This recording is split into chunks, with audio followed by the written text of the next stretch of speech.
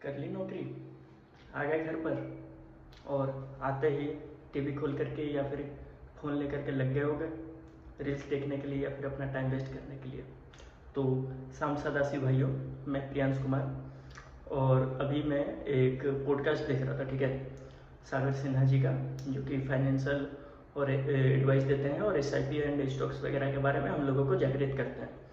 तो उनका पॉडकास्ट में एक बात बोली, ठीक है, कि हम लोग अपना पूरा समय दे रहे हैं, ठीक है, और पूरा समय हम लोग किस लिए दे रहे हैं ये एक्चुअल में हम लोगों को पता ही नहीं है।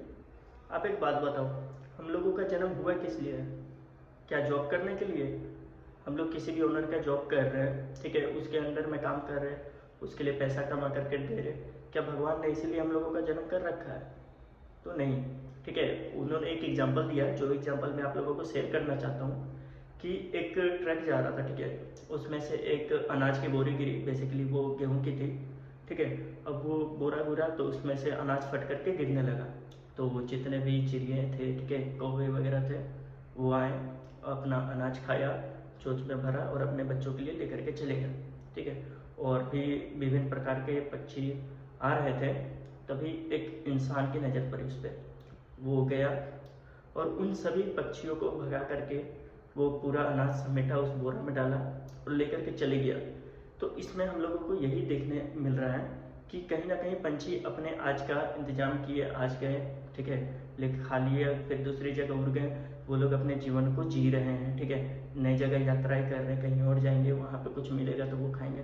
लेकिन मनुष्य उठाया, उसको लेकर के अपना घर चल गया और अपना फ्यूचर का तैयारी में लग गया। लेकिन पंछी ने कहीं ना कहीं वो अपने प्रेजेंट में थे। तो एक बात बताओ, वो अनाज वो इंसान क्यों रख रहा है? अपना फ्यूचर के लिए, जबकि उसको फ्यूचर पता ही नहीं है कि वो कल रहने वाला है कि नहीं है, उसके फ्यूचर के बारे में क्या लिखा हुआ है। और वही सेम कंडीशन हम लोगों के ऊपर भी लागू हो रही है कि कहीं ना कहीं हम लोग भी उसी सिचुएशन में हैं। हम लोग जॉब कर रहे हैं, बैंक बैलेंस बना रहे, मगर उस बैंक बैलेंस का हो क्या रहा है?